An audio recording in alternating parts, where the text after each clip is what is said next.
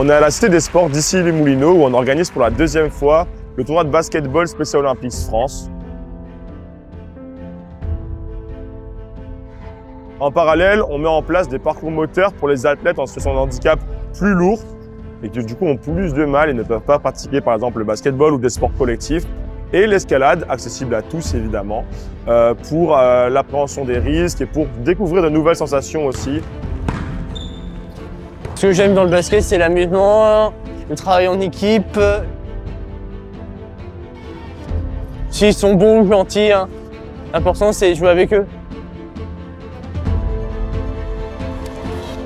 Alors pour la journée, lors de cet événement, mon objectif est de faire découvrir l'escalade aux athlètes, jeunes, moins jeunes.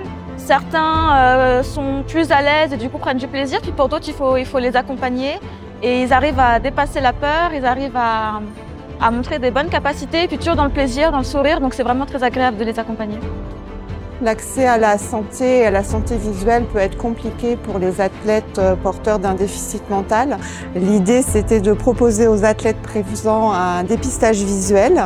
On a la chance d'avoir une équipe assez complète composée d'opticiens, d'optométristes, d'orthoptistes et également un ophtalmologiste, ce qui permet de faire un vrai bilan et à l'issue de ce test, faire un état des lieux en fait, de la santé visuelle de l'athlète qu'on transmet à l'éducateur.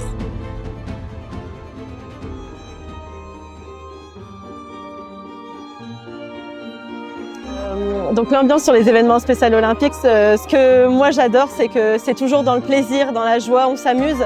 Même si parfois on oublie un petit peu tout ce qui est compétition, au moins les athlètes ils passent de bons moments. Il y a une très bonne ambiance, on voit des athlètes qui viennent de partout en France et une cohésion, un soutien, beaucoup de bonne humeur et d'esprit sportif. Alors, je trouve ce qui est fort dans ces événements Special Olympiques, c'est vraiment l'interaction avec les enfants, l'émotion qu'on ressent. On donne de notre temps et en retour, on reçoit énormément. On ressort de là, je trouve, plein de joie et on est aussi convaincu d'utilité en fait de notre action et on est heureux de participer à l'aventure Special Olympics.